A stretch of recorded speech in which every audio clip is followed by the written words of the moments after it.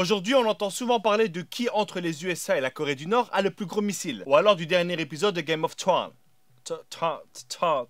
Mais il se passe un truc bien plus important dans le monde, vous l'aurez compris, aujourd'hui on va parler du Congo. Et donc quand je parlerai de Congo, je parle évidemment de la République démocratique du Congo. Le Congo est le deuxième pays le plus riche au monde, et je te jure ce n'est pas une blague, mais malheureusement vu que les Congolais ne bénéficient pas de leurs propres ressources, du coup c'est le deuxième pays le plus pauvre du monde. Aujourd'hui ce qui se passe au Congo c'est complètement la folie. C'est scandaleux mais t'es pas prêt. Je dis aujourd'hui mais ça fait quand même un bon moment que ça dure. Tout ça a commencé avec l'ancien roi de Belgique aka Léopold II et la conférence de Berlin. Et le concept de cette conférence est tellement dingue que j'ai été vérifié pratiquement 100 fois pour être sûr que c'est pas un fait ou une légende. C'était une conférence où il y avait une énorme carte de l'Afrique, plein de pays occidentaux, tu sais, des mecs avec des grandes moustaches, et chacun choisissait une partie de l'Afrique. Chacun prenait ce qu'il voulait de ce continent dans le plus grand des calmes airs. Et évidemment sans demander quoi que ce soit aux Africains. Et à ce moment-là, t'as Léopold II qui dit, bon, personne veut le Congo, c'est bon, je le prends. Je sais pas si tu te rends compte, hein, mais à lui tout seul, il a décidé de prendre tout le Congo. Et là, t'es en train de te dire, ah, je comprends. Et donc, le Congo appartenait à la Belgique à ce moment-là. Non! Il était roi des Belges, mais ça n'appartenait pas à la Belgique. Ça appartenait à Léopold lui-même. D'un côté, il avait son boulot de fonctionnaire de roi, et de l'autre, il avait sa petite épicerie de 2 millions de kilomètres carrés. Et c'est exactement à partir de ce moment-là que tout est parti en vrille au Congo. Il a commencé par mettre des entreprises pour prélever le caoutchouc, mais quand il avait besoin de terre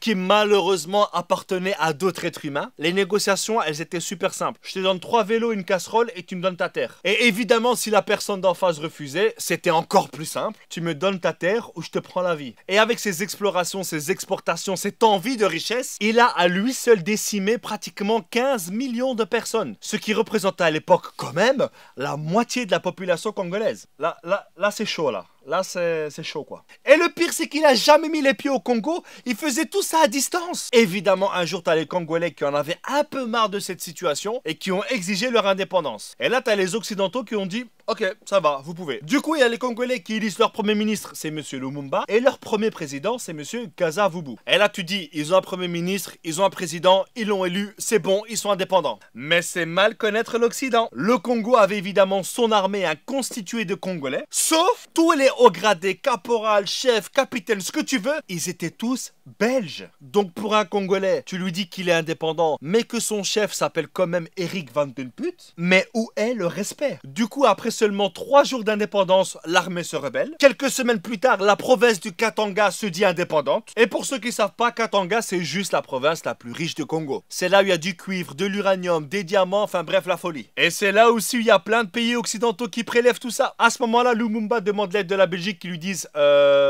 non. Mais en même temps, les rebelles qui voulaient que Katanga soit indépendante, eux, ils étaient soutenus par la Belgique. Et on se demande bien pourquoi, mais évidemment ceci ne nous regarde pas. Donc en gros, leur indépendance, elle a duré max 48 heures. Lumumba, qui n'était pas trop d'accord sur ce qui se passe au Congo, a demandé à la Belgique et à d'autres pays d'arrêter de voler leurs richesses. Et devinez quoi? Il a été tué. Mais ça, on commence à avoir l'habitude. Et l'officier qui a fait ça, il a gardé les dents de Lumumba dans son jardin, histoire de garder des preuves pour dire c'est moi qui l'ai fait. Ensuite, il y a eu Mobutu, et ensuite, il y a Kabila Père, qui, entre parenthèses, lui aussi s'est fait tuer dans des circonstances. Voilà, on n'a rien vu. On ne voit rien, on sait pas. Et là, il se passe un truc de dingue. T'as le politique belge Louis Michel qui travaille pour l'Europe, qui vient au Congo et qui dit, vu que Kabila Père est mort, on va donner le pouvoir logiquement à son fils, alors qu'il y avait un vice-président. Et ça a été justifié en disant que, vu qu'il y a des conflits, voilà, on va mettre son fils en attendant d'avoir des élections. Ça a duré 5 ans. Ça fait quand même beaucoup la période de transition. Et aujourd'hui, ça fait 16 ans qu'il est président. Et là, il est en train de vouloir changer la constitution, histoire de rester encore 2-3 siècles. Je sais pas si vous êtes au courant, mais il y a quelques années, il y avait un zoo de Congolais à Bruxelles. Et quand je te dis zoo de Congolais, je te parle pas d'animaux venant du Congo, mais bien d'un zoo humain de Congolais, où des familles belges venaient toucher les petits cheveux crépus des petites filles congolaises. Ah, comme c'est mignon! Aujourd'hui, un élément qui fout bien la merde au Congo, c'est le coltan. C'est juste un élément indispensable dans nos smartphones. Ça empêche à notre smartphone de trop chauffer et ça lui empêche d'effacer toutes nos données lorsqu'il s'éteint. Tu comprends maintenant à quel point ce truc est super important. Et pourquoi c'est aussi grave? Eh bien tout simplement parce que ce sont des femmes enceintes, des enfants, des hommes qui sont payés 2 € par jour pour extraire ce précieux minerai. Et il y a des millions de personnes qui meurent à cause de ça. Et tous les fabricants de smartphones, d'ordinateurs, de tablettes utilisent le coltan congolais. Et ce coltan qui pourrait faire vivre tout le Congo est sorti illégalement vers le Rwanda qui le réenterre pour qu'ils puissent dire « On est les premiers producteurs de coltan au monde ». Quoi ?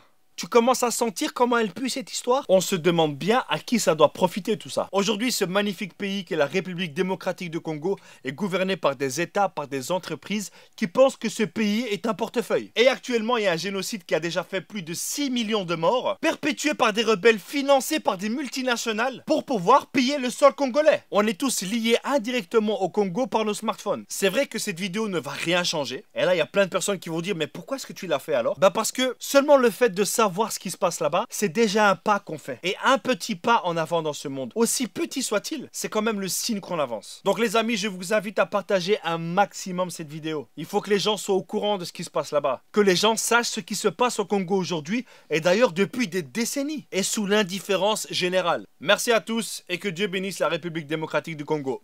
Ciao. Nous avons connu les ironies, les insultes, les coups que nous devions subir matin, midi et soir, parce que nous étions des nègres. Nous avons connu que la loi n'était jamais la même, selon qu'il s'agissait d'un blanc ou d'un noir. Qui oubliera les fusillades? Les cachons furent brutalement jetés. Ceux qui ne voulaient plus se soumettre au régime d'injustice, d'oppression et d'exploitation.